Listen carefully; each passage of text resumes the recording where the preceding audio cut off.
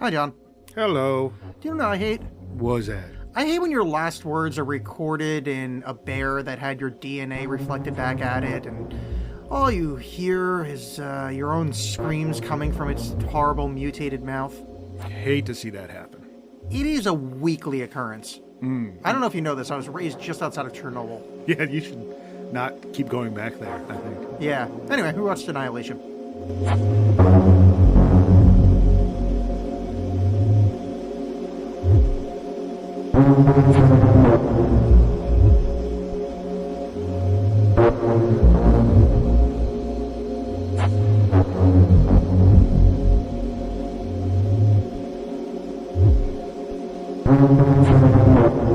There's no anecdote. Okay. I've seen it once before, but I watched it again last night, thinking I'm gonna watch like half of it, as I often do, and then I'll just finish it up after work before we record. And this is the first time it's ever happened with movies on this show. Didn't want to turn it off. I went, nope, watching this whole thing because boy, I complain a lot on the show about like pacing and editing. This movie is expertly paced. Yep. Like, holy fuck, does it runs like it seems like I had the thought of, wow, they get into the anomaly really quick, but it's like, no, that's like the first third of the film. Yeah. It's just really well put together that like it's just paced so perfectly. This thing is, I'm going to go as far as to say good. Yeah, no, I this is one of my favorite movies of last year, and it is extremely my shit in terms of that kind of like dreamlike measured pacing, the like cosmic horror, body horror, just being pretty like somber but somehow uplifting. Yeah. No, it's great. And I think one thing I read about it attributed that sort of the success of that pacing to Alex Garland being a novelist turned filmmaker. That he's not the guy that wrote the book. It was Jeff Vandermeer. But that knowing how to sort of like mete out information over that sort of period of time in a way to keep you interested, the way books can kind of do that, I thought effectively translated to the screen. And particularly just like, cause this, I've not read the book. I know one of someone on our Facebook page commented that they read it and we're like, I don't need to read the other ones. But Alex Garland apparently didn't reread the book to write the script. He wanted it to feel like a dream of the book, which I kind of like. I have not read the book either. That was going to be my first question for you because you're on record on the show that readings for nerds and you hate it a lot. So I was worried that you may dislike this movie, but since he only read the book once, it was kind of vaguely based on his remembrance of it. It's distanced enough. Yeah, that's my thing. I could break kayfabe here and talk about the last science fiction book I read. Was The Three Body Problem. Oh, I like that one. I only read the first book, though. Yeah, well, see, I did not, because some of that so much of it felt like turgid physics lectures. Yeah. Where it's just like, here's kind of an interesting concept. Now let me explain it all. Yeah. Whereas this was like, it refracts your DNA. Cool. That's a thing. I get it. I don't need to explain exactly how it's doing it or whatever. You've just given me enough to run with. It's like an episode of Star Trek. Like, you said something smart and then too smart, and then you put something dumb after it for the idiots to get. I think you're right about the novel pacing, because this felt, and I was going to say I talk about this all the time, but I don't know if I've ever mentioned on this show, but I wrote a novel, and it's a weird, trippy novel that uses a lot of dream logic. Mm-hmm. So I felt like this movie was really speaking my language on like a certain like. So in the novel I wrote called Periphery, available on Amazon, everybody, you should buy one. There's a fucked up tree that's kind of odd and does weird things, and I'm like, man, that would fit well in this universe, in the world of the Shimmer. And I'm not pretentious like that. I never relate shit back to my art, but I was like, oh, this is actually kind of like, I almost felt like, oh, maybe what I create isn't so far away from like what the culture can understand. But then I also realized that this movie's got like a 60% rating on Rotten Tomatoes. Yeah. I'm aghast that's... Well, funnily enough, I guess one of the financiers at Paramount really didn't like it, thought it was going to be too difficult and confusing for people. And like had all these notes, and the producer Scott Rudin actually backed Alex Garland and was like, no, I like the way it is. We're not making those changes. Oh, good. And so the financier was kind of like, yeah, well, screw you, and kind of like just kind of dumped the movie. So it didn't get the kind of press I think it should have. Like particularly with all the in the year of our woke lord 2019, for all the like yay women stuff, this is a pretty women centric movie, and like that. Yeah, that doesn't matter. We don't need to talk about that. You know, and it didn't get that kind of press. Yeah. Not that that's the only reason that anyone should see this movie. I think it's a fantastic movie, but it ended up like he let Netflix handle the distribution or something. It really just kind of got buried. Yeah, because I didn't really hear about it when it came out. I just want to. I need to explain to you where my head just went in a. This is more things that happen when you and I are sitting at a bar. Right. Literally, when you said women led, I just had this whole run go through my head comparing Shimmer to the gorgeous ladies of wrestling. Yes. And had this whole I don't know why I went there. Like, but I had this It's a glow. This Yeah. concept of Shimmer being gorgeous ladies. And I'm like, oh, I should make a joke about that. I'm like, but I don't know how to do it. Yeah. That can't be put into human speech. That just has to be my brain makes those connection. Like, yeah, that's my bear with human voice. Yeah. The movie starts off with she's being debriefed by Benedict Wong, Doctor Strange's friend. Well, I've said for a long time that basically I've wanted to go to therapy that's essentially the therapy that's in the movie THX 1138, which is just like you pick up a phone and you call this recorded voice, and like there's a picture of Jesus that like reassures you, and then I think you get drugs. And I'm like, that sounds great. I just want that. That actually does sound pretty great. But now that's shifted. Now I just want every night before I go to bed, Benedict Wong to come into my room and debrief me, because he's got this very like soothing, even when he's kind of being like not critical isn't the word, but a little bit like authoritative. It's still like, this is very nice. Yes, I am wrong. Like, yeah, I make my own problems. Thank you, Benedict Wong. But anyway, it opens with that, and it's kind of cutting back and forth between her being debriefed and what actually happens. But like the opening thing, and I just want to bring this up because I think this is important to talk about in our kind of 2019 culture. Mm-hmm. I'm tired of a lot of the movies we watch where they just fridge the boyfriend. Great, I get it. It's a narrative convenience to kill the... No, but I wrote that down, I didn't word it that way, but I wrote it down unironically that we do watch a weird amount of movies where a guy dying is the impetus. Oh, yeah, no, so Planet of the Apes, dead father. John Lithgow, Yeah. Jupiter Ascending, dead father. Batman Return, dead parents, but... Yeah. Right. I know Interstellar's dead wife. Okay, maybe it was just two in a row that we did. Spider-Man Homecoming. Yep. Dead uncle. Dead Ben. Yeah. Well, okay, that's all the ones on the first page of the website. But there's for like in that the trope is fridging the girlfriend. We have like a weird amount of dead guys. Yeah. That's very. Let's pat each other on the back. No, I wasn't trying to say we're woke. I was just saying like it just statistically it's weird that like. This is... We keep running into that. Yeah, it's just but it also makes me think, did they get the trope wrong? Is it just narratively convenient to just kill, like, if you, like, just kill somebody close to the lead character? And just I mean, that is certainly a thing. Like, I was actually, there was a critic I was reading that was just talking about, like, Did he say it stinks? He's like a heavyset guy. It was just like, I don't need to see... Kind of looks like he's from The Simpsons. I don't need to see more dead parent movies. Like, with, like, kids fiction. Oh, yeah. That's like, that I get it. That's such a common thing, particularly like the parents are dead, and then you get a scene of them later, like saying something, imparting some wisdom to the kid.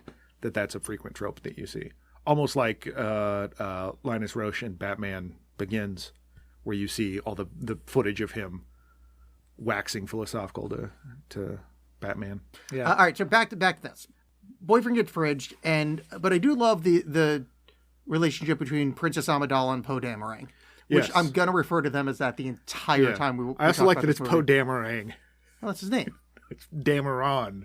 Is technically, it? I thought it was Dameron. No, this Poe is like Dameron. one of those orangutan things again. Yeah, exactly. Oh, God. No, that's thing that's great. And I think, again, this movie does a great job of, in terms of meeting out information, of giving these characters a little bit of depth, or at least making them feel real and not just like archetypes, by just spending time with these people. Like that one scene a little later on with her and Lena and Kane in bed together, and like they're just kind of like flirtily. She's making fun of him because he's talking about her pining, looking up the same stars. Like that was just very human moment between the two of them, and it was great. I liked a lot of their relationship. However, I didn't like that she was sleeping with a dog. Well, his name's Kane, and of course that sounds like canine. What? That's your argument from Jupiter Ascending. Oh yeah, oh right. No, his name was Kane Wise. Kane Wise. Yeah, I know. I just you need the Wise. No, That's why I didn't get the joke. I kept You just said knock, not knock, knock. Every time they said his Kane name, Wise. I just kept thinking. I'm really angry that I didn't even think of Oh, that. really? Yeah. I just kept picturing. I was looking at those self-named stars. I was thinking you were laughing in the same way of his name being Kane. Of Kane That's all I thought about every fucking time they brought up that's his funny. goddamn name. Was Let me start with the detraction of the film, which sucks, but it's early in it, so I kind of forget. Yeah. And it's not this movie's fault. It's movies as a whole, but it's the class she's teaching. She's like some kind of college professor, and she's teaching a course in like some kind of oncology biology thing. Uh-huh. And she's teaching like the most 101 basic ass Johns lesson. Hopkins. Yeah. And it is like I mean, obviously it's talking to the audience, it's setting up like kind of thematically what it is, and it's fine. I shouldn't say I hate it, but it's like I like this movie so much, and I like how smart. Smart's the wrong word, but I like how it doesn't shovel everything to you. You know what it and is? This was one of those like. I mean, it's not smart, but I'd say I would use the word thoughtful. Yeah, I guess is how I would describe this movie. But yeah, and I always love that in movies, particularly when they're college movies and a bell rings.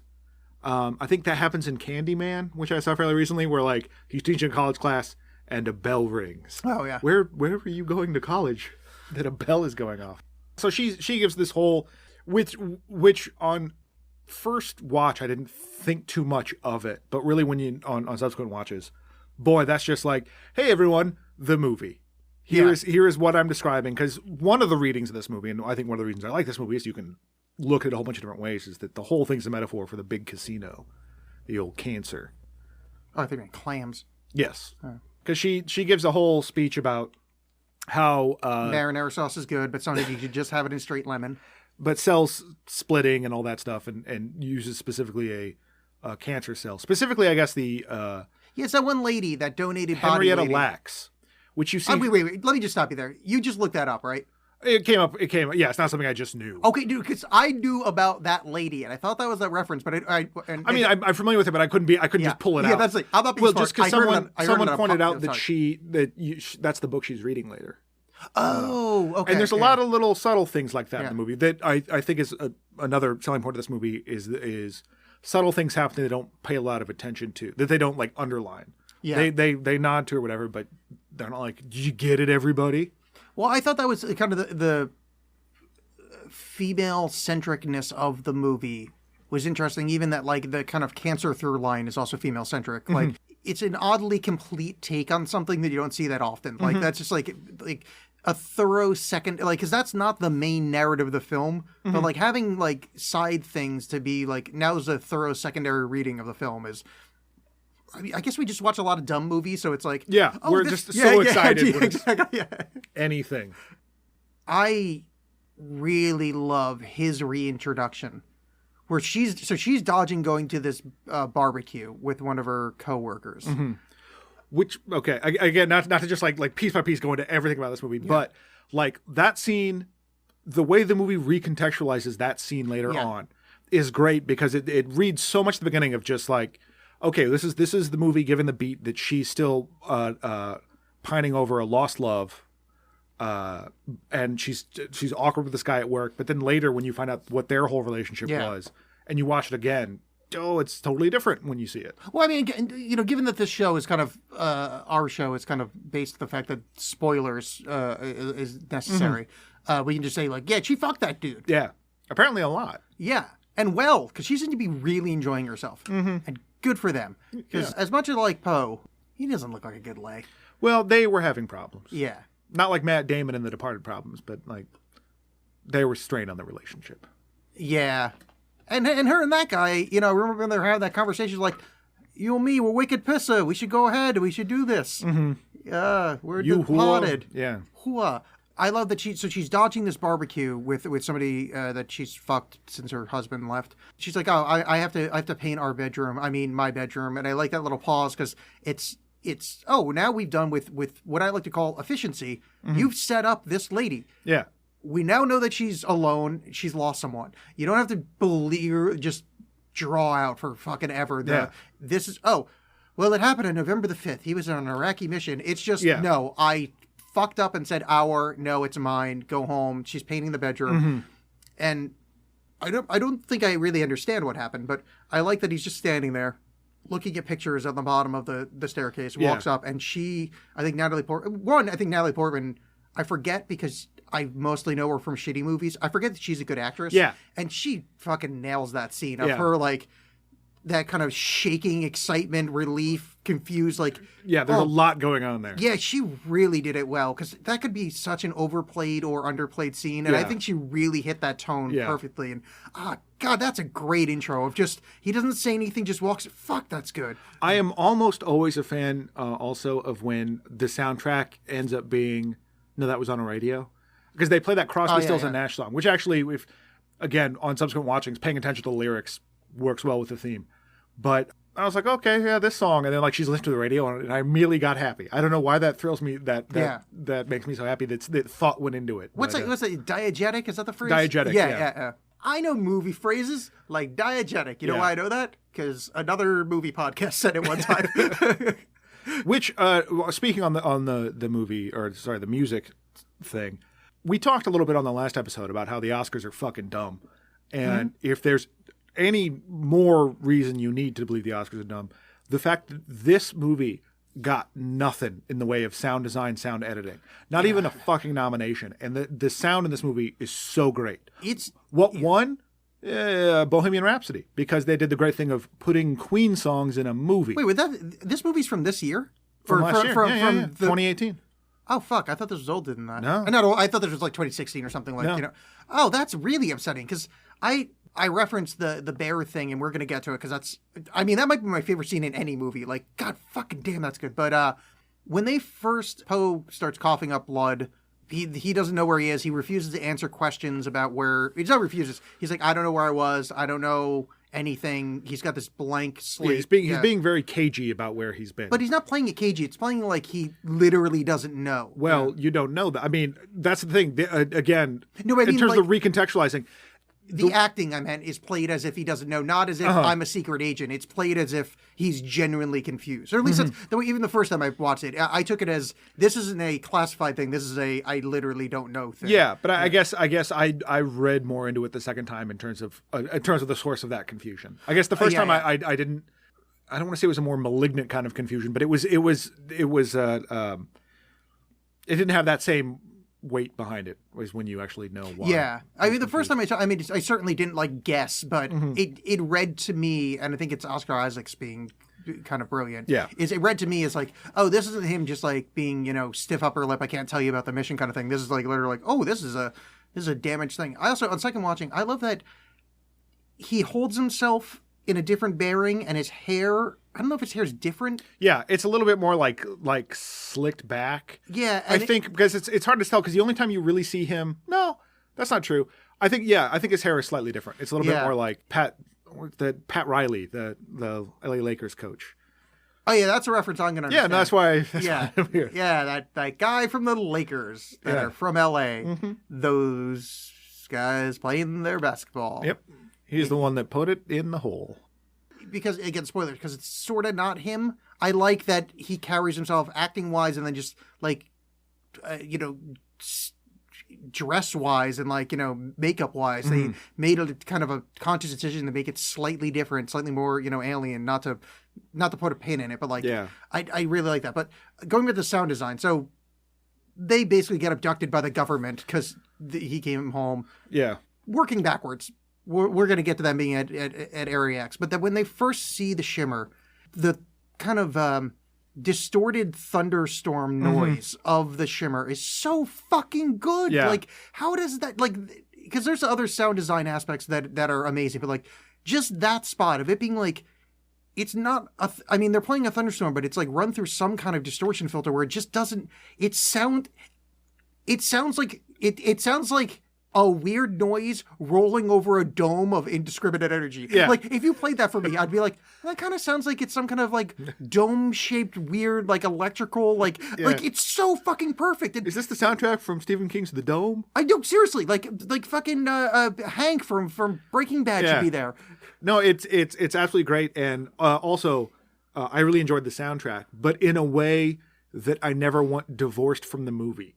Like, I don't want to just buy the soundtrack and listen to it, even though some of the music is exactly the same kind of shit I listen to.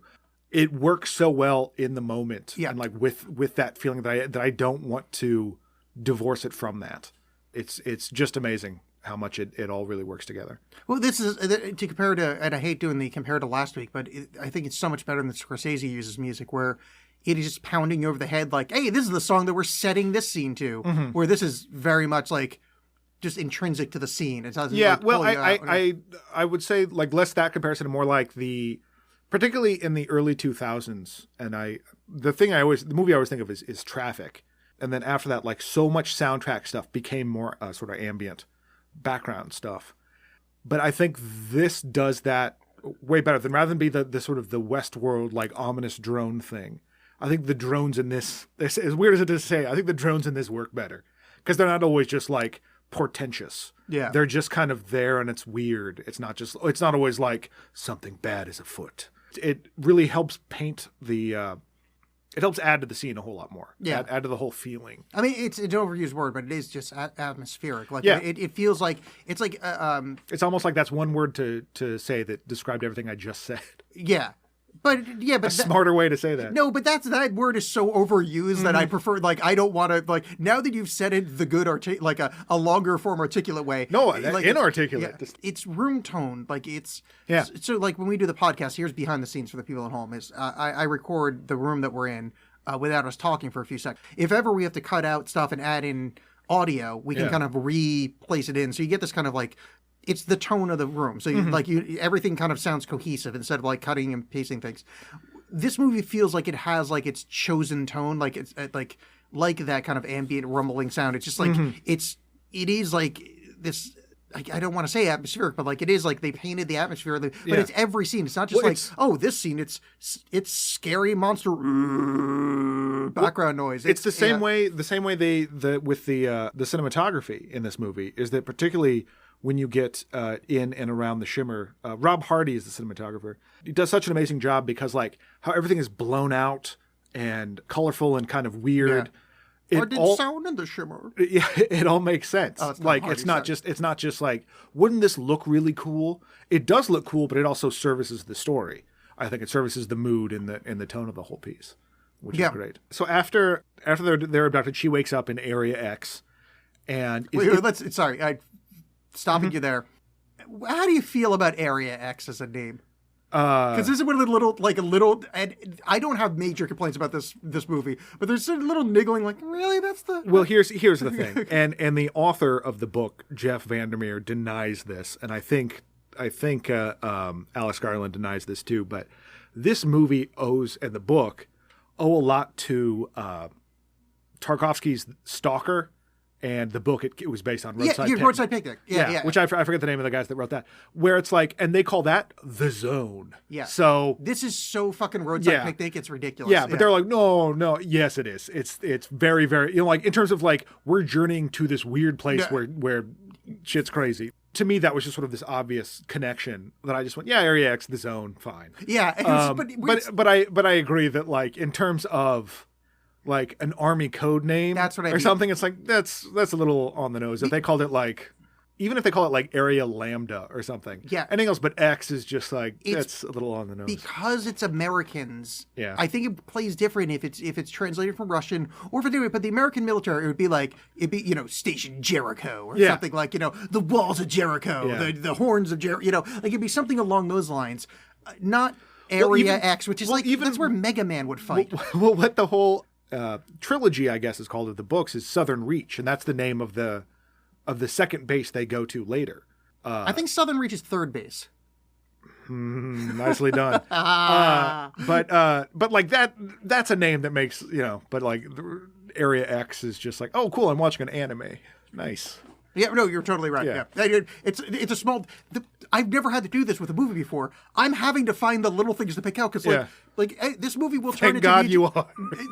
But this whole conversation would be like, yeah, really like that part. Hey, there's another part I really like. Hey, you know what I like? That part that happened after that one I liked previous. What on that same topic? Let me bring up, and not just in this movie, but just in general, how stoked I am that Jennifer Jason Leigh is like back in movies. I hadn't seen her for a super long time, and then all of a sudden she's in The Hateful Eight. She's in Good Time. She's in the 3rd season of Twin Peaks. She's in this. She is so amazing, and what she's doing with that character is so weird, but not in the Eddie Redmayne "what the hell are you doing" thing, but in this very compelling way. I really like her in this movie, and this is going to go to a vast blind spot in my movie knowledge. I don't really know who Jennifer Jason Leigh is. Like, she's like an 80s person, right? Well, she was in Fast Times at Ridgemont High, which I've never seen. But I have seen, but I don't really. I'm not like super. But like, so more in the 90s, you got your Single White Female with Bridget Fonda. I know the movie, never saw it. Hudsucker Proxy. Oh, I did see that. Okay, I didn't realize who that was. Okay. Yeah. And like Rush, a bunch of other stuff. Yeah, but, Rush I didn't see. I think she's one of those people that just I missed. I think what she's famous for, and I knew she was Existenz. Yeah, never saw it. No, like it. There's a lot of like because I looked at her IMDb because it's like, oh, that's that lady. I know her name, but inexplicably have never seen any of her work.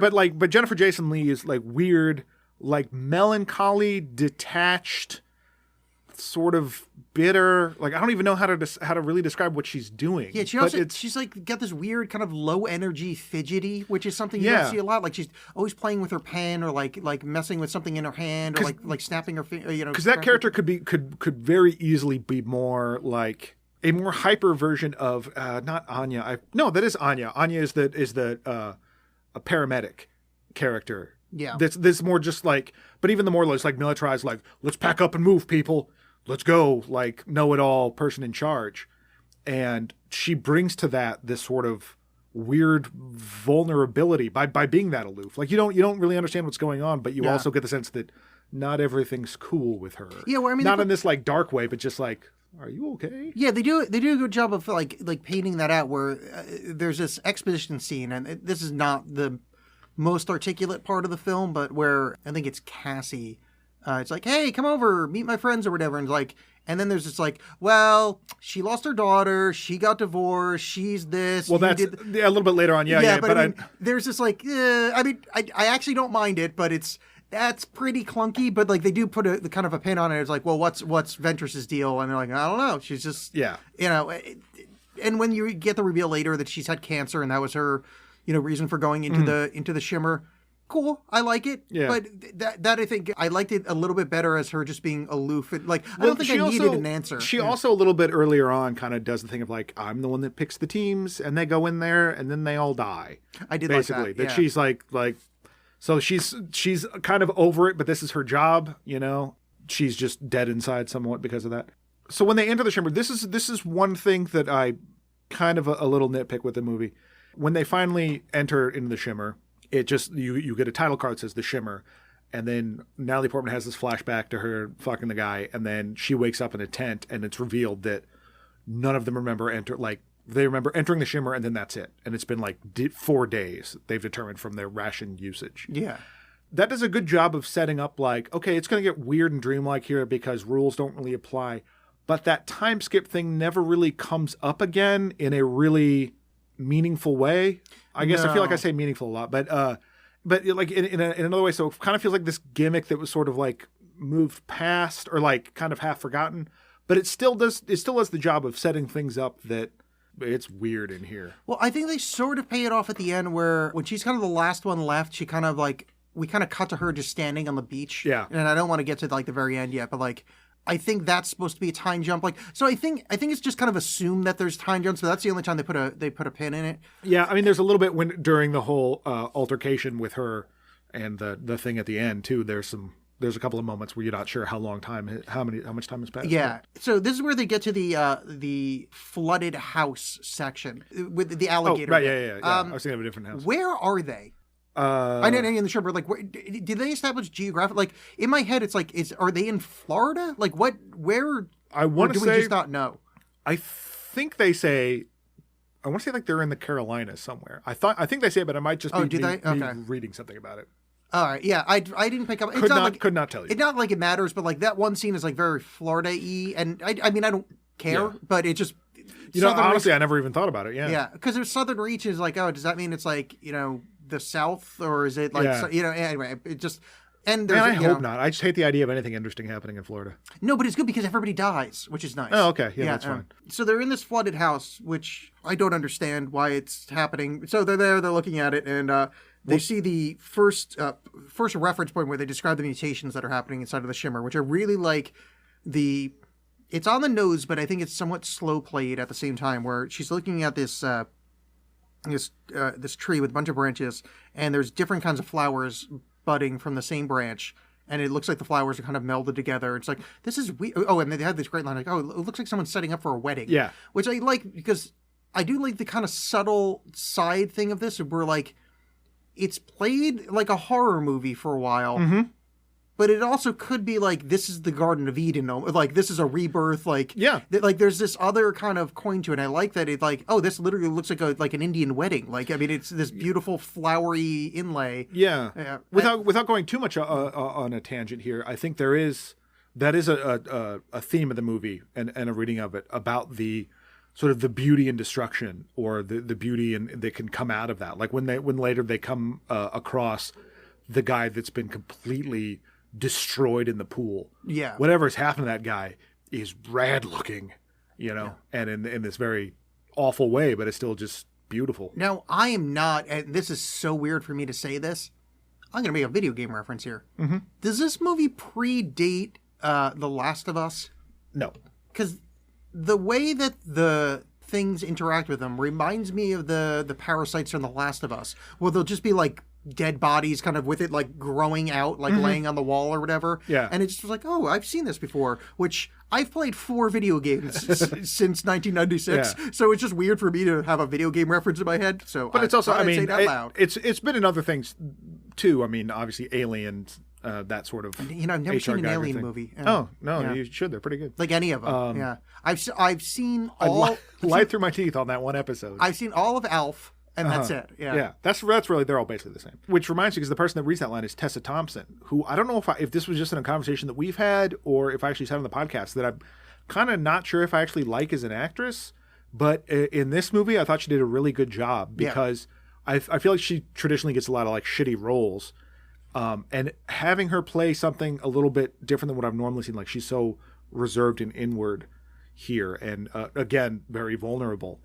And I thought she did that really well. Yeah, she's good in this. I like her a lot, but this is the first time I like her as an actress. I like her as like there needs to be another term. Mm-hmm. I like her in her superhero role, but this, like, here I like her as like acting as an art, like just like, oh wow, she really, like, this is something different. Like it's like when you see, like, Charlize Theron is fine in things, like you see a movie like Monster and you're like, oh my god, you're actually like a really good actress. Yeah. And not to just focus on women, but that was just the first thing that came to my mind. Well, I mean, it's I think focusing on women kind of makes sense in this context, where because they're also played up of like I think Tessa Thompson is fucking gorgeous. Like I like her as Valkyrie is like, that's like kind of the best looking person I've ever seen. So like a lot of women are played up as like, oh look, it's just this is attractive set dressing. Right. Yeah. So to see attractive set dressing, be like, oh, you're a fully formed, talented person with like range. You're given the chance to do that. Yeah. Which is nice. And in this movie, it was, because it's not like I thought, I didn't not think she had range, but it was nice to see her be like, oh yeah, because while watching it wasn't like, oh yeah, that's Valkyrie from Thor. Like it was just, this is a weird, kind of delicate, awkward woman. And you get her generally playing a lot more sort of like powerful roles. Yeah. And it's sort of like, it's just nice to see when that kind of has an archetype of roles they just keep playing, be able to do something else and do it well. Yeah.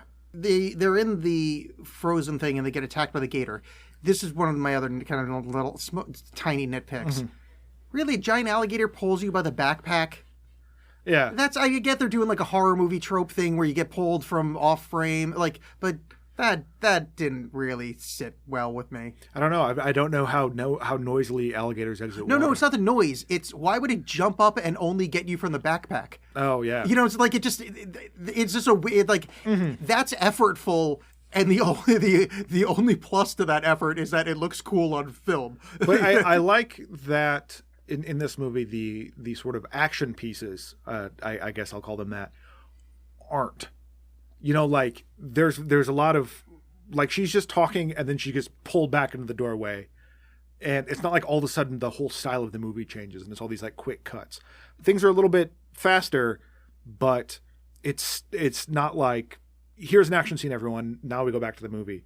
It feels very like fit in to everything. Yeah, and they're not overly done action scenes. It's not like this 10-minute thing of like, oh, now her arm's all ripped up and she's like crawling and she's going to kill an alligator with her last breath with a knife. It feels. I think if you did that, it'd be a little bit more video gamey, and I'm glad they didn't. Yeah, I think they really did walk a line there because this movie could have gone bad really quick. Yeah, like it's such and not to keep harping on about like, oh, there's ladies in this movie, but like I think if it was men in this role, it would have. I mean, I guess you see it in the when you watch the video that we're going to get to in a second, but it would just be this kind of like, ooh, let's kill all the bad things. Right. And it would just be much more boring. Well, particularly because they are the military. You know, it's like this is almost, I mean, there's certainly a parallel to The Thing in terms of it's a group of people that are scientists that are forced to confront this thing rather than a bunch of trained military professionals. Granted, those people also had a flamethrower. And I guess McCready was more Kurt Russell's character in The Thing. Oh, you mean the remake? Sorry, I only watch originals. Oh, yeah, that's exactly what I was referring to. Was the remake? Yeah, the remake of The Thing. Yeah, I mean it is the remake. Sorry. Yeah. Sorry. Oh, I guess it is. Yeah. Sorry, I'm being a pedantic asshole. But I'm thinking of the later 2000s. Oh no! I meant the original movie, The Thing. The terrible. I forgot that existed. The terrible 1950s movie that no one. Where it's a carrot that comes to life. Yeah, no one has ever referenced as the original. But I'm Alex on this show, so I say things like that. I'm not like this in real life. You're not wrong. Yeah. Also, that's never been said about me in real life either. All right, so they kill the gator. And I cannot tell you how much I love the design of the gator's throat, where it's those like rows of teeth like a shark. Oh yeah. Because it's just one, it's beautiful design, but two, oh, would you like some nightmare fuel? Here, why don't you just put some octopus tentacles on the end? They can fuck you. Yeah. Like, holy shit, that is. Oh God, I love that. I also love that small beat of she's looking down the thing's throat, and they're like, this thing's mouth is really heavy. Yeah, Anya's holding it open. Yeah. Dumb moment, but I needed a human moment right there. I didn't know that, but I needed a human moment, and this movie provided it.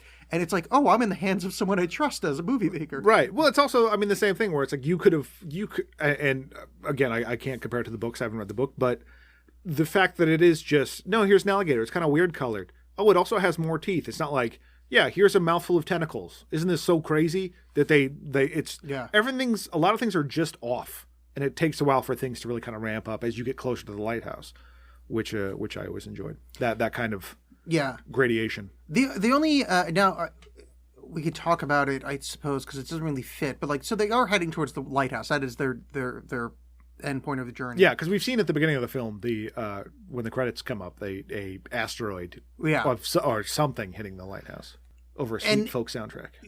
This, I don't know if I can complain about this.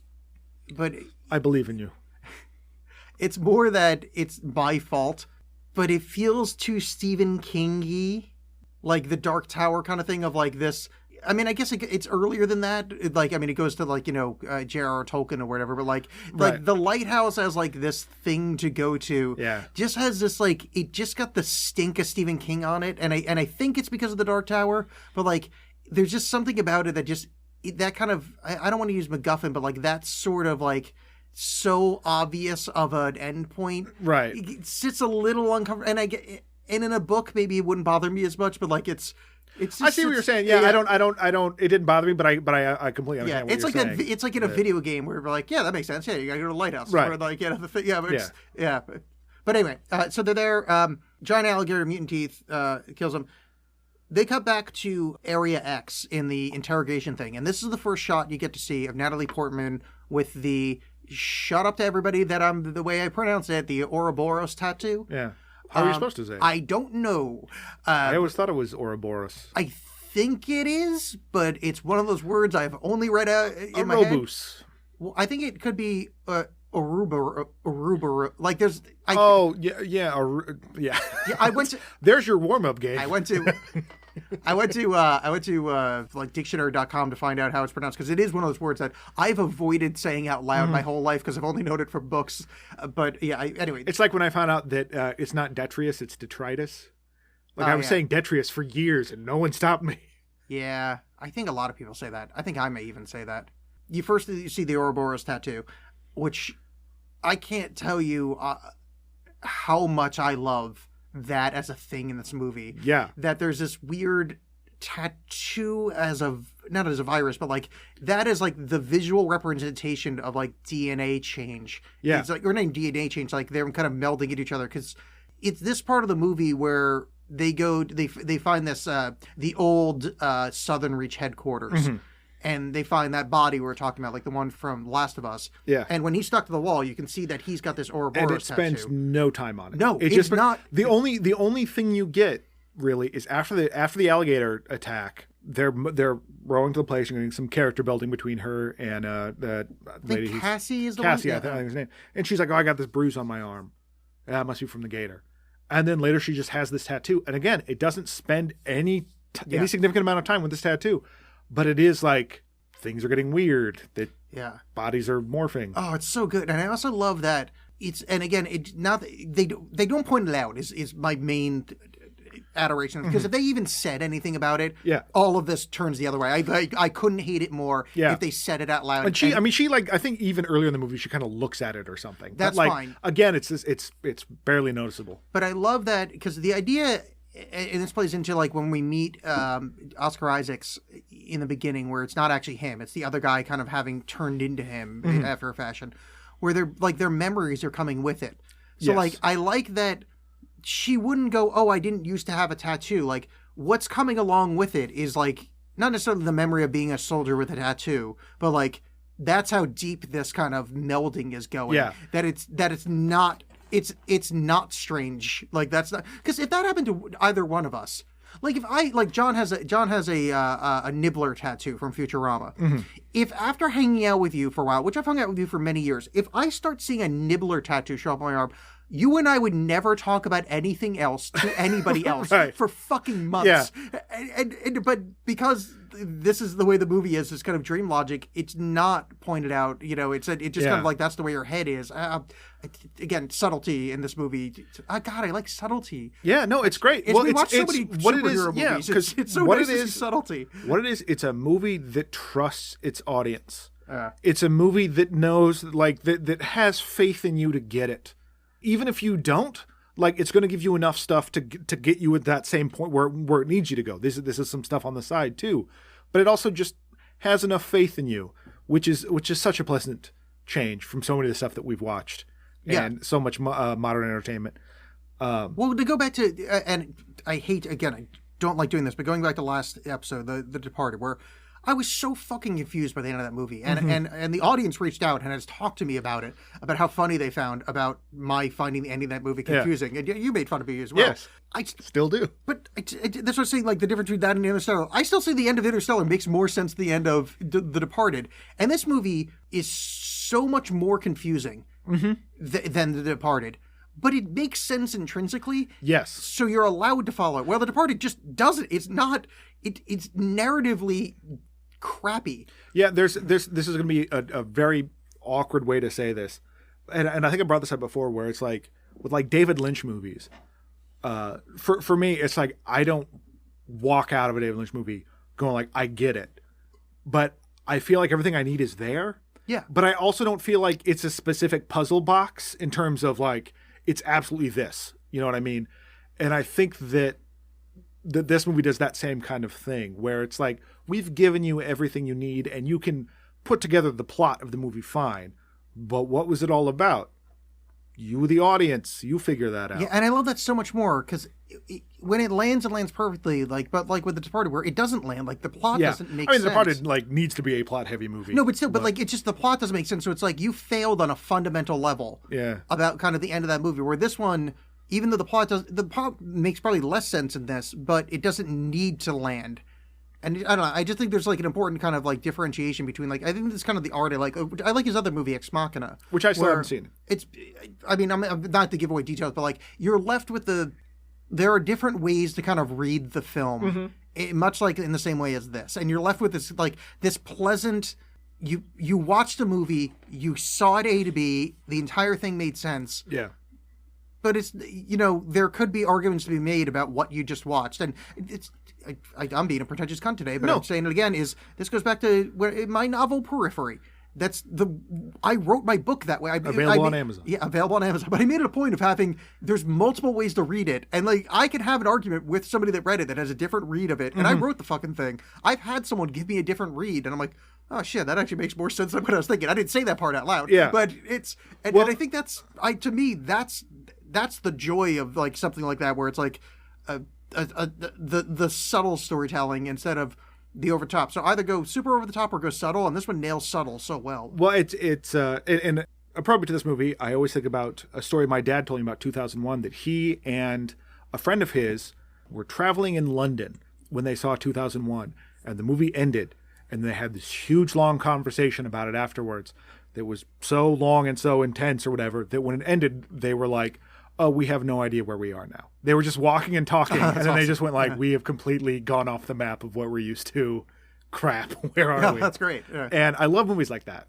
Even if something's bad, as we try to do on the show with, I think, varying degrees of success, but there are certain movies that are I know I specifically brought up in the invitation, where it's it didn't work for me, but here's why, and it's interesting to talk about because here's all the stuff that did work versus something like Reign of Fire, where it's this is just stupid. Yeah. Why are we bothering? But a movie worth talking about is worth seeing, I think. And I think this is definitely, I think, worth seeing for any number of reasons, but it's also worth talking about a lot, which I think was the absolute inverse of my point, which thematically works with this movie. You just blew my fucking mind, man. Let's get back to the thing. The Ouroboros tattoo, they basically set up that they find the remnants of the past crew that went through and they got killed. We don't need to focus on that. But that moment, well, I do want to focus on one particular moment. Oh, please. Because it starts, she has not told them that Oscar Isaac is her husband. Oh, I don't want you to focus on that, though. Yeah. So let's just move on. But anyway, so I was but they find the card they find from the previous people that left for them. It says to those who follow. And it's a scene, and I love how this is put together because it's just lit with a flashlight. I forgot this happened now. Oh, yeah. Where it's a scene. Talk about it. Where sorry. I thought that we watched this movie. I thought we watched the movie you're about to bring up later. Yeah, no, it's when they get to the second or the Southern Reach. It's not explained what's going on. It's just Oscar Isaacs, and he's talking to some other guy who's kind of being held down. It's you ready? He's like, yeah. And he just cuts into his stomach. Yeah. And deep. And they just pull back his stomach to reveal his intestines are writhing. Yeah. And it is just upsetting. He puts his hand under one to show you how it's moving. And I again, kind of going to the whole cancer theme. Anya, the paramedic is nope. Trick of the light. They all just went insane. I love that. That denial of what you're experiencing. That nope. And she's the only one that is viscerally no, screw this. Everyone else is just kind of taken aback in horror, but she is in denial. That internet phrase, "nope the fuck out." Yeah. She just, she can't leave, but she nopes the fuck out. Yeah. Just, nope. Trick of the light. Yeah, that's a beautiful moment. I think the character work in this is, or the writing of it's really well done. Of differentiating the people there, where everybody kind of accepts everything in a slightly different way. This is a very kind of fifth grade point, but you don't see it often, where generally if it's a group of four people together, they all react the same way. Right. Or there'll be one person that's the bad guy. Yeah. You rarely see there's different levels of completely freaking the fuck out, and she completely freaks the fuck out. Too many movies have scenes where everyone lowers their sunglasses at once and goes, damn. And I'm glad they didn't do that in this one. I mean, let me disagree with you a little bit, because I would like to see all of them as they get closer and closer together, their DNAs being bounced back and forth. Mm-hmm. They all kind of look at the camera, double finger snap point, and go, damn. Yeah. And that would be nice. That would be something just because they're maybe nice. Open a Miller, we could have that tie in. Uh-huh. Because there's good money in beer, Yeah. But maybe slightly off because they're not fully in sync, so it's pop, pop, pop, pop, pop, pop, pop. Damn. Exactly. And then, and then they go twins. No, and then they when they finally get to the light tower, they go dilly. Yes. And then the light. That's the shimmer turns. I would out to enjoy be, that immensely. I was joking when I said it, but because I've said this before, I would love to have beauty destroyed. If something this beautiful and this well articulated as a film, at the end of it, turns into a fucking Coors commercial, Yeah. I would never be happy. Like, all I would talk about for the rest of my life is how great that movie is. And, like, it's, oh my God. I would Or when he's debriefing her and it's like, what did it want? She's like, I don't know. It's, I'm not even sure it knew I was there. Where instead it's like, what did it want? The taste of a new generation. Yeah. Pepsi. What and did then it just want? ends. Flaming hot Cheetos. Yeah. So, there's the bodies being turned into weird. I don't even know. That thing is exploded. It rules. Well, yeah. All right. So we're going to talk about, because I think we need to, once we're done with it, we're going to talk about what the fuck we think this movie is. So basically, fast forward, they're on watch because they realize that, well, the place they're at is unsafe. Mm-hmm. And that the people there before were on watch, so why not us be on watch? I like when movies can get away with doing this, where essentially Jennifer Jason Leigh gives in that scene gives sort of the thesis statement of the movie in terms of, like, Natalie Portman. She says to Natalie Portman how, like, you didn't mention that Kane is your husband, and they're talking a little bit, and then she gets into how you're not, like, self-destructive, you're not suicidal, you're self-destructive. We all are in this way, and that's sort of the natural, like, the drive to create and destroy. And I even think, does she even say? Oh no, when she says annihilation, that's later. But she basically just gives the thesis that, like, she lays it all out in a few lines of dialogue. But it's done expertly enough that it doesn't feel like the movie's going, you get it, dummies? Well, I like where this also, the two threads of, because they're talking about, because she talks to Ventress about why her husband went in.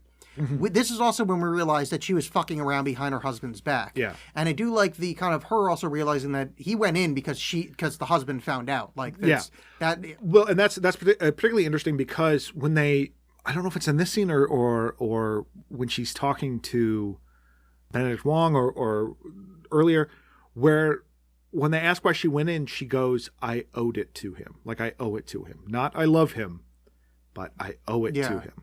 And so you get that sense of, like, the guilt, like, pushing her forward rather than just, like, this, again, that sort of making fun of the, like, I'm pining over these self-same stars. Yeah. It's about her.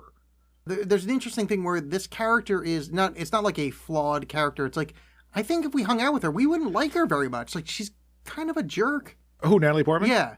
Yeah, I mean, jerk's probably the wrong thing, but, like, she's not this perfect, she's not a Mary Sue kind of, what's that called? Mary Sue? Is that Mary Sue's thing. Yeah, she's a damaged person, but in a way that we all are. Yeah. Not in this very, like, you see her struggling in these conversations, like, with that particular guy talking about the bedroom or whatever, but you get no sense that, like, her whole life is destroyed without this guy. Like, she's carrying on, but she still holds this guilt. No, but it's a very human character. But I also like that, like, because Oscar Isaac and her are shown to have this wonderful relationship, and then she's banging around behind him. Like, but you see it deteriorate. Again, that meeting out of information, like, you're seeing it kind of like, because he's gone all the time on these army things. Yeah, I just thought that it's an interesting kind of take on a character where she's our lead character being not perfect. Again, I watch too many superhero movies. Yeah.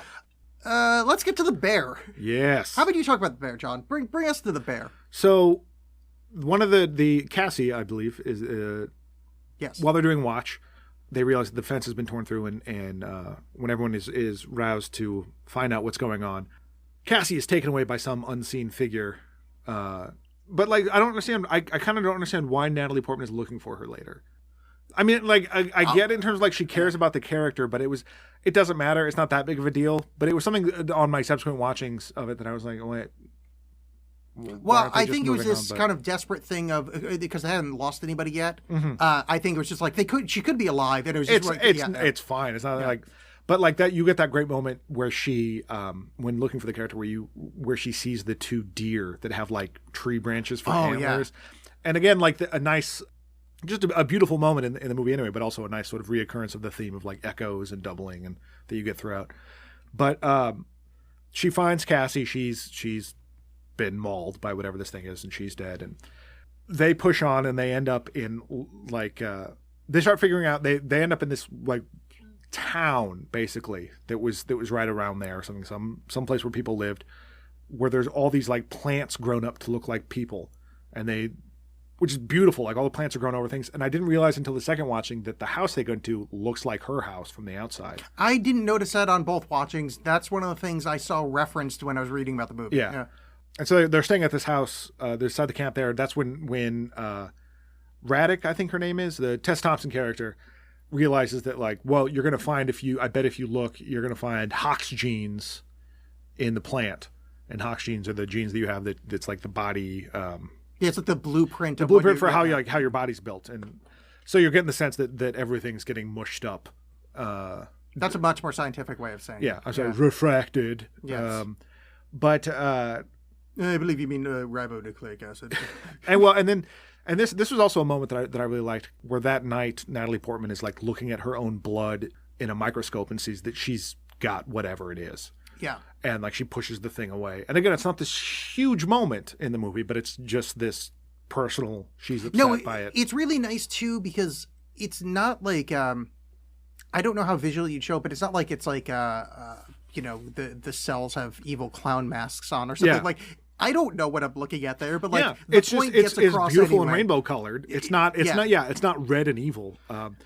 But she is woken up in the middle of the night by Anya, who has looked at her necklace and has figured out that Kane is her husband. That the guy they saw in the video is her husband, and has tied up her Radix and Ventress because she doesn't know she's also kind of losing her mind because she's seen her fingerprints kind of get all spirally.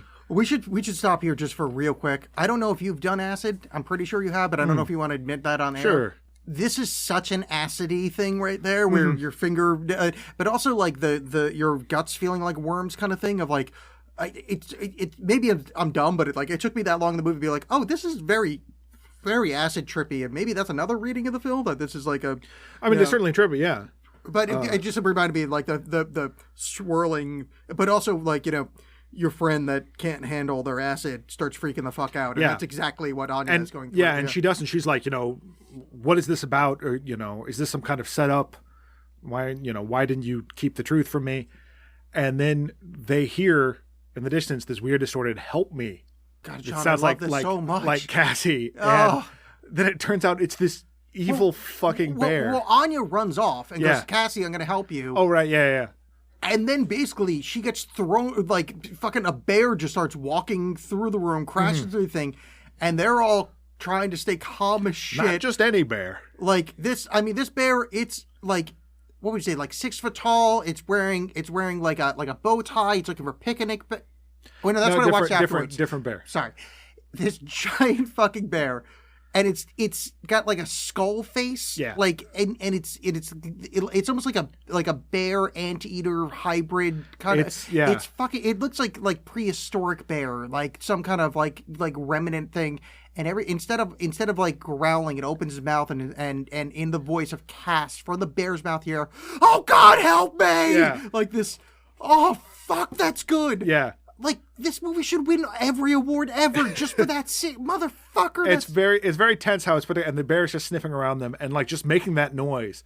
And actually, my favorite moment is when right before the action like really kicks off, it's like smelling around Tess Thompson's character, and then just bites into her shoulder. And it's not like a vicious attack. It's just like chomp, the way you would like an apple or whatever. And it's yelling in their friend's voice in its face. This dead bear face is yelling with it. Yeah, and then Anya comes back in and with a gun and shoots them, and they all kind of get free. They end up defeating the bear. But that's when it kind of hit me that this movie is sort of a Buddhist nightmare. It's like, what if you became one with everything? And it's not great. Yeah, because and they even bring up like what if the last thing that's left of you is your pain.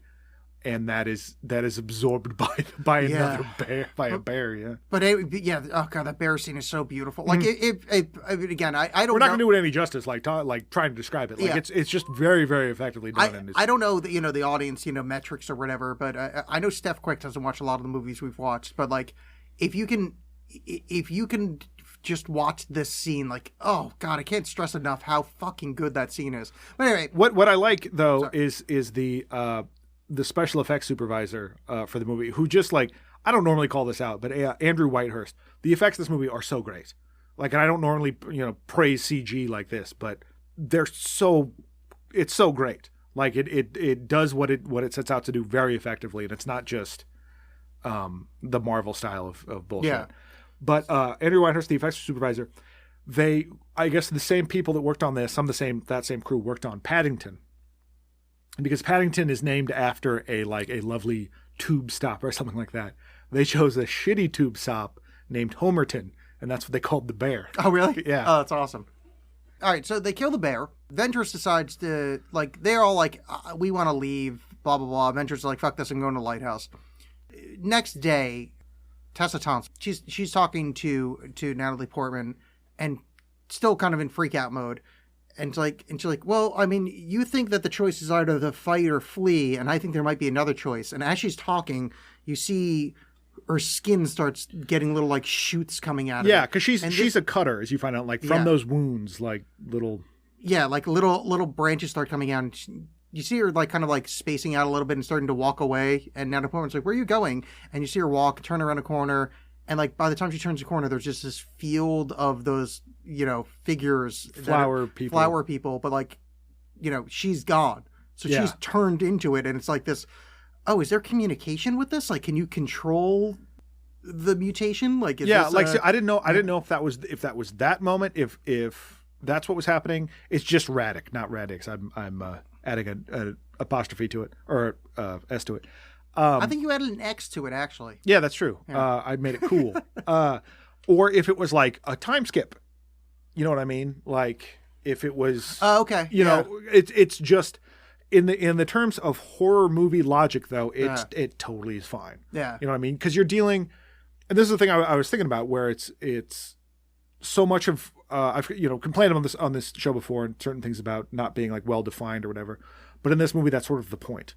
Is that you're dealing with this alien thing that I don't think they abuse that in any way. I think it all still sort of logically makes sense. Yeah.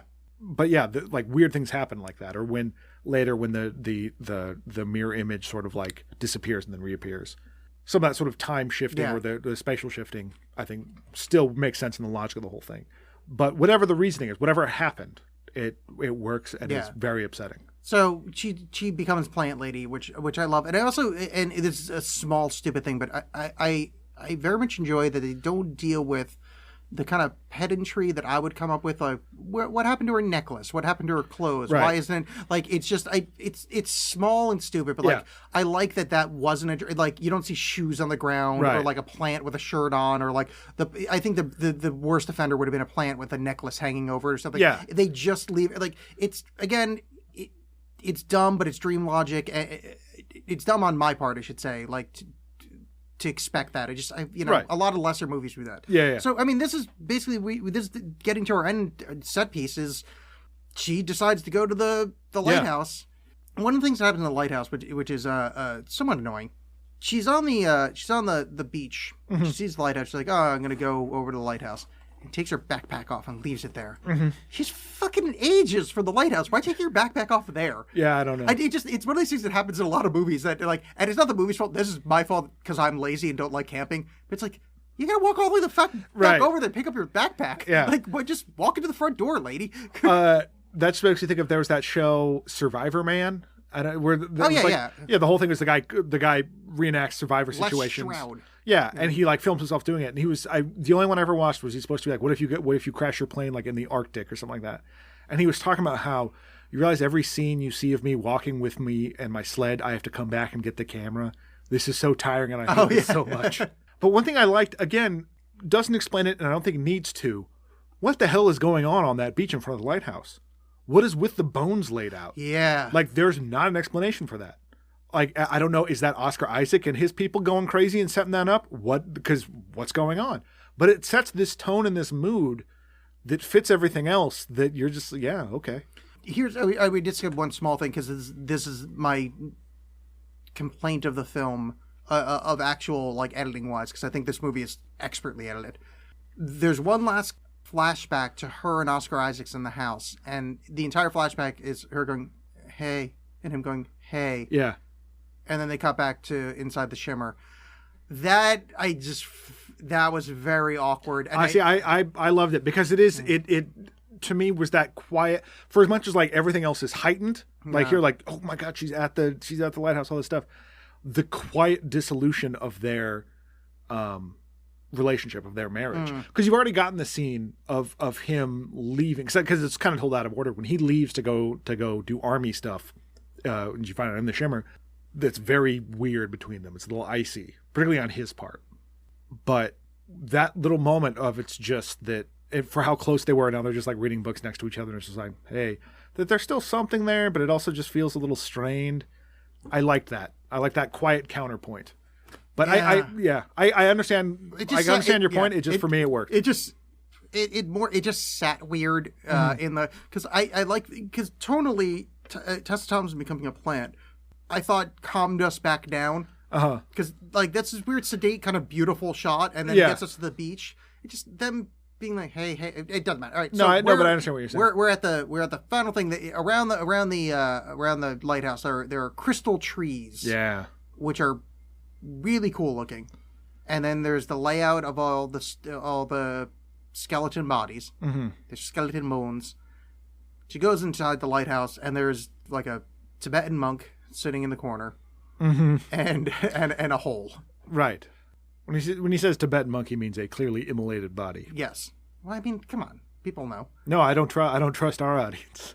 Well, I don't trust that we have an audience. Let me put it that way. I'm much more like the writers of this film, where I trust our audience. In a lighthouse, she sees there's an immolated man, and there's a video recorder standing there. And she plays the video. And who is it? Who? Kane Wise. Oh, no. That sounds like K9. Yeah, he says, check out my hover rollerblades, baby. I came from space. What if that's actually the beginning of this movie? It was Kane Wise crash landed through that lighthouse. And that's actually... That would make both movies so much better. Here's what the video says. And this is a very, very loose quotation of what happened, because I don't type very fast and I wasn't going to read. But the video is him looking into camera. It says, I thought I was a man. I had a life. People called me Cain. Now I'm not so sure. If I wasn't Cain, then what was I? Was I you? Were you me? My flesh moves like liquid. My mind is cut loose. I can't bear it. I can't bear it. And he says, have you ever seen a phosphorus grenade go off? It's very bright. Blah, blah, blah. And you see him self-immolate using a phosphorus grenade. Very cool scene. Made better by Oscar Isaac walking out from behind the camera. Yeah. But it's Oscar Isaac with the more severe haircut. Yeah. That we met earlier in the film. And it's, whoa, holy shit. Yeah. Ouroboros tattoo. Like, this shit it finally wrapped around on itself. Like, this is snake biting its own tail. I don't remember what happens after this. Oh, it only gets better because she's like, I mean, like, I do, but I blown can't away by that. But then she hears like Ventress, Jennifer Jason Leigh, like mumbling through the hole. So she goes to investigate and sees what's on the hole, and goes in this whole like H.R. Geiger kind of center of the universe thing. Like I don't even know how to describe it other than H.R. Geiger. And Ventress is sitting in the middle of it, and you see her like her face is kind of gone, like it's this weird like kind of black mask over most of it. Yeah. And she's like mumbling, and I guess she's quoting something from a Samuel Beckett novel at some point. That has to do with Malloy is the novel, and it has to do with a title character is tracked down by a character called Moran, and their identities appear to merge towards the end of the novel. So that makes sense with what's going on with her. But it's hard to hear because it's all like distorted and weird, almost like Nicolas Cage at the end of Mandy. Yeah. But when Natalie Portman enters and she says like Dr. Ventress, and when Jennifer Jason Leigh turns around, her face is fine. I just love that little touch. Like, that was amazing. Yeah, I enjoyed that greatly, but this is the part where that's where I kind of lost the plot. I can pick us back up once the other thing shows up, but like, what happened to her? So she's basically just like, and again, I love this line where she's talking about, we spoke. Do you remember what we said? Like, we said we had to find out what was in the lighthouse. That part's, it's gone from me now. It's a part of me now.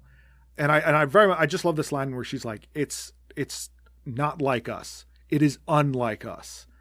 And just like that change of phrase makes it so much more alien. Yeah. And I just love that little touch.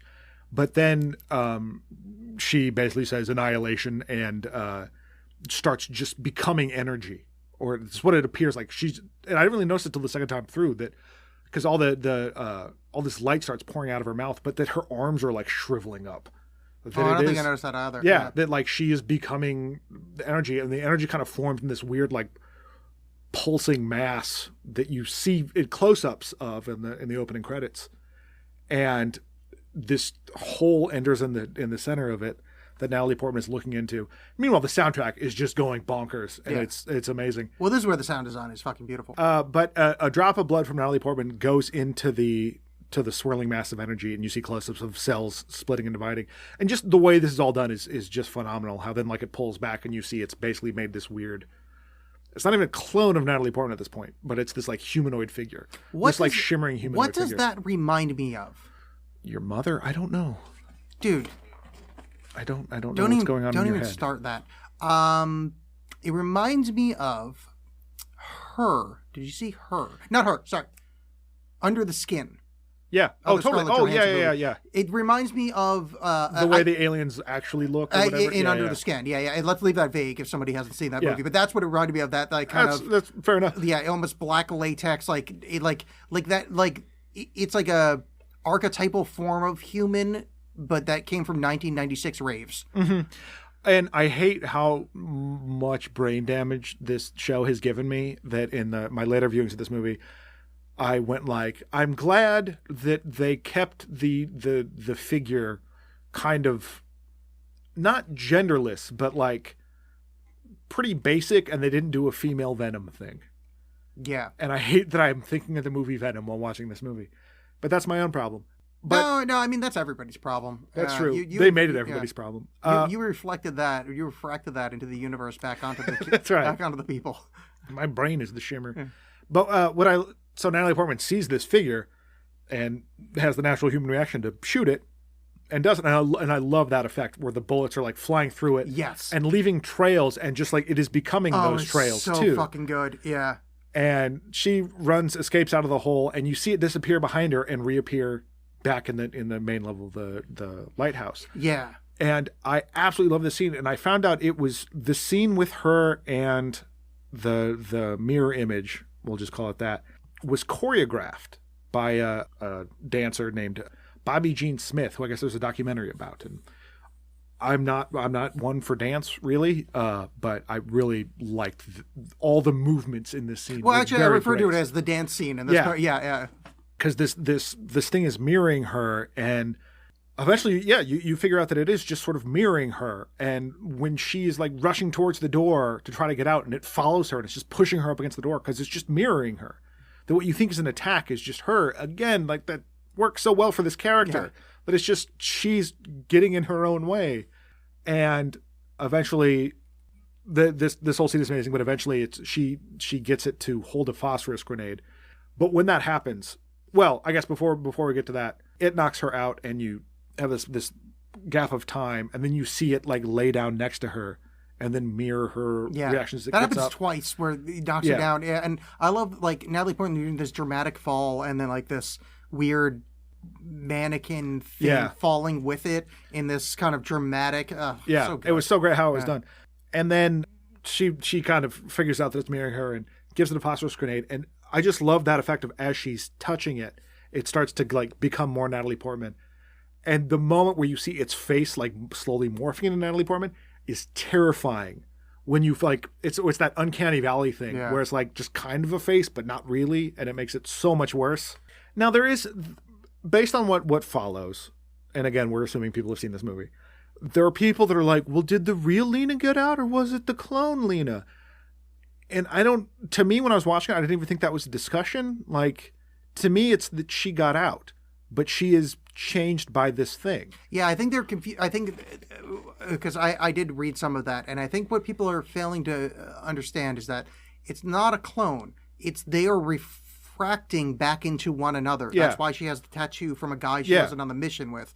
Is the concept is that one goes into the other goes into one. It is one. So whatever the thing is went into her as much as her went into it. Well, so it also both escaped. Yeah, well, it also sort of feels like the fervor at the end of Inception, where people are like, well, is it the dream or not? That's not the point. The point is that it doesn't matter to him if it is. But Christopher Nolan aside, so she sets the thing on fire and escapes and is watching it. And the moments where you're watching it like be on fire, talk about getting the thing's memory, how it goes over to Oscar Isaacs and kind of like lovingly touches its head. And then like I honestly felt bad for the thing. Because again, at no point, and they specifically bring it up several times, I think, where like this, whatever's happening isn't malevolent. It's just happening. And even though it's not malevolent, it's also not like benign or well, I mean, whatever the opposite of malevolent is. Benevolent. Like, but I still felt bad for it while it was burning alive. Well, yes, I agree with you. But in the same way that cancer isn't malevolent. Like, cancer isn't evil. Right. Cancer is just, I mean, and that's what this movie is showing. It's like, because cancer actually causes mutation that can cause beauty. That, like, mutation is how humans evolve. And this is just this pure force of mutation. But, yeah, no, you feel bad for the thing. But some of me wonders if some of that is the getting some of the more human aspects of it. Like, getting the Natalie Portman-esque memories and whatever becoming more human-like almost that's why it seems more pathetic and sad when it's burning alive. But the whole lighthouse burns out, and this is a moment that lands like a thud, but I also kind of like that it does.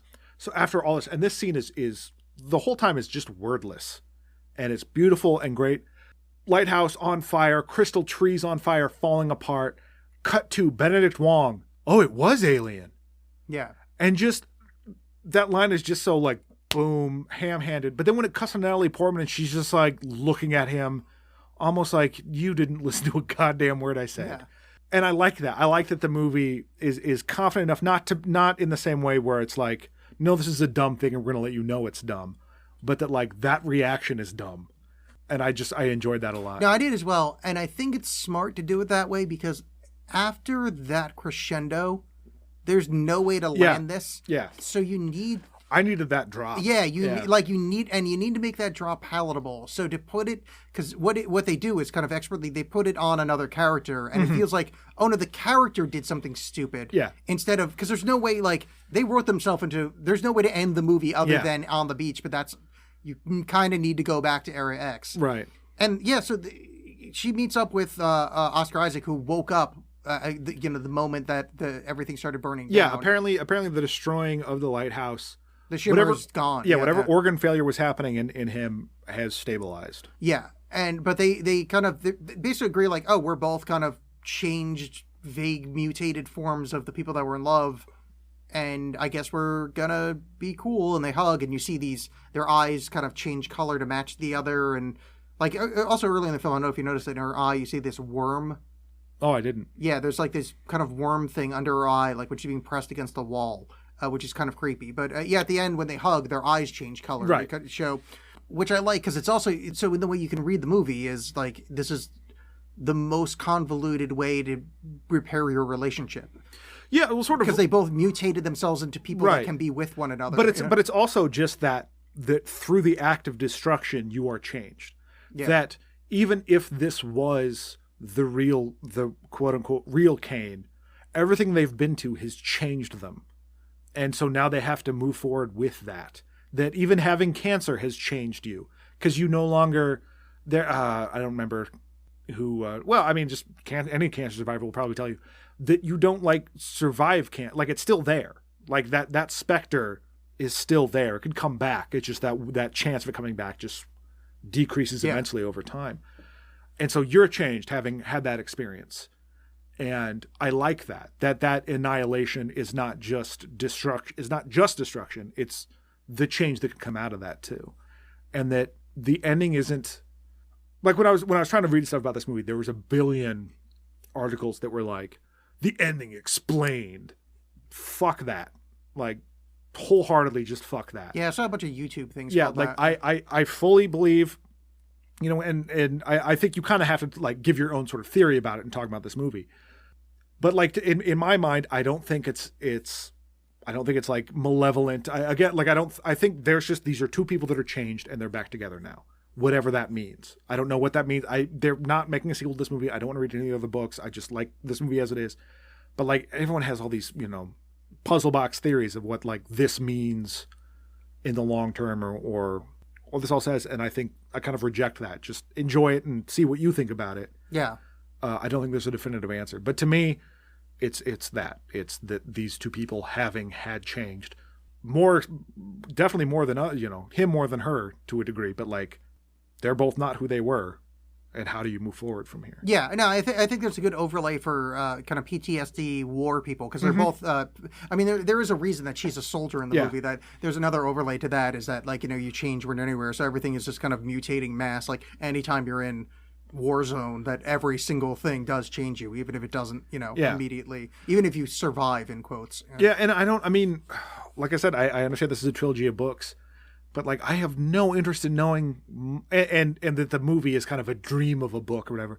But I have no interest in knowing more than what's presented to me. Yeah. Like I don't want those answers. I'm happy with what I've gotten, and I'm happy to fill in the blanks or what that means to me or whatever. But I don't need definitive like. No, turns out this is a thing from Beta 9.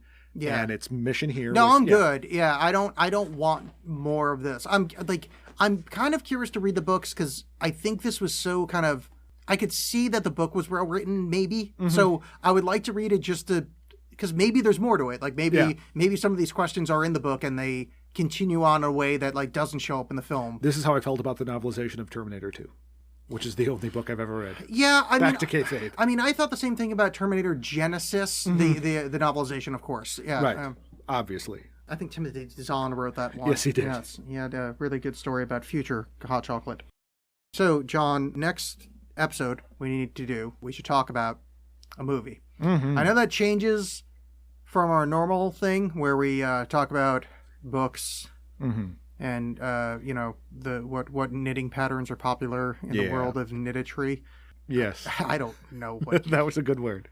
Yeah, it works for me. So, what do we want to watch? Let's watch A Dark Song. Okay. Is that like River Song from Doctor Who? Yeah. Melody Pond? Mm-hmm. It's that thing. Spoilers. It's going to be awful, is what that means. I will kill you. Yeah, I know. No, this is a sort of an occult, I guess, horror movie. It's a little known movie, I suppose. Yeah. But it's on the old Netflix and other streaming services. Good. And it came out in 2016. So, yeah. Just in case there's another movie called that. A classic at this point. All right, so what are we watching? A Dark Song. A Dark Song. Yeah, so do that. Remember to rate, review, subscribe, share everything on your social media because that helps people listen to the show. I can't stress enough how impossible it is for people to find the show unless you guys tell them about it. So that'd be really helpful. And one-time guest on this show, many-time guest on the Alex Cast, my other show, Steph, has her own podcast. It's called TMI Tuesdays, that being Too Much Information Tuesdays. It is available on iTunes and all sorts of other media players. Yes. I think it's tmituesdays.wordpress.com, but just search for TMI Tuesdays on your favorite podcatcher. You can hear such guests as me, some asshole, some other asshole, then John. Oh, okay. Unless you're episode 3. Either way. I don't know what episode I am, but I'm sure I'm an asshole. I was the first one. It is echoey as shit because we were just learning how to set up our studio. John is on. Hopefully it's less echoey. It is less echoey. And it works out perfectly. So remember to find that. Also, I have been putting little clips of John and I, like 5-minute clips of us doing warm-up and dumb shit on my Patreon. So patreon.com/AlexBolin. If you want to sign up, it's $5 a month, gets you all the stuff. All of it. Yeah, like I have his immortal soul. Well, I have the first 100 episodes of the Alex Cast, which aren't on the actual feed anymore. Oh. Which are, they're unlistenable, but there's actually, you can hear John and I talking from 8 years ago on there. Oh my God. Or whenever your first episode was. Wasn't my first episode with Foe? It might be. I don't know. I don't want to listen to those. I'm afraid what's in them. But anyway, you should, audience. Yeah. Well, hey, if you like this show, I know there's some people that really enjoy the John and Alex hate stuff. There's some ancient Eldrick episodes. Oh my goodness. Of us talking. But anyway, yeah, those are those things. I will put links in the show notes, and that's it. Thanks. Thank you. Bye. Bye.